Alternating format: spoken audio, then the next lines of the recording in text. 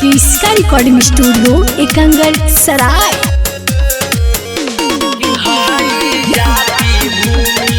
Presented by Kriska films. सहटा के पहिसा सधा लेवका हमरा के अपन बना लेवका। हाँ हो सहटा के पहिसा सधा लेवका हमरा के अपन बना लेवका। तोहरा न बाटे सुना कवन होला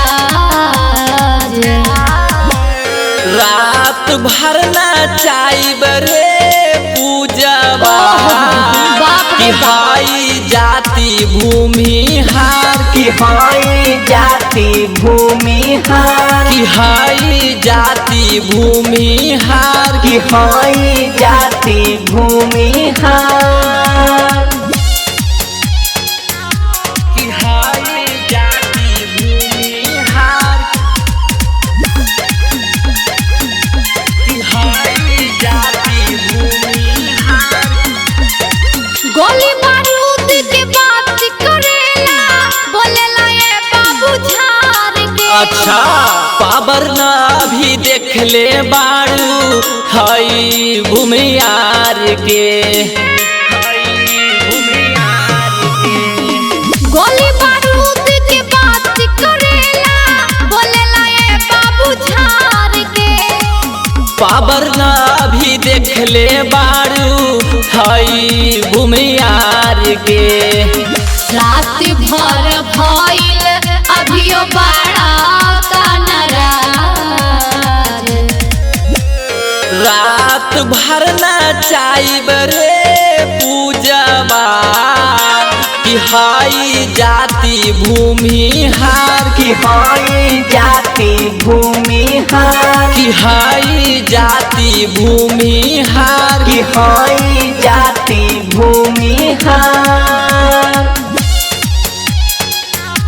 कि हाई जाति भूमि हार क्रिस्का रिकॉर्डिंग स्टूडियो एकंगर सराय। कि हाई जाति भूमि हार। राजेश अमित रोहित जयदा बाटे औरी साटा। ले ले नमरिया हमारा से ज्यादा लगी नहीं घाटा। ए बाबू सुना राजेश अमित रोहित जयदा औरी बाटे साटा। ले ले नमरिया हमारा से ज्यादा लगी नहीं घाटा। मनोज भइल बा तोहर माना खराब। रात भर नाचाई बरे पूजबा अच्छा। कि हाई जाति भूमि हार कि हाई जाति भूमि हार कि हाई जाति भूमि हार कि हाई जाति भूमि हार क्रिस्का रिकॉर्डिंग स्टूडियो एकंगर सराय।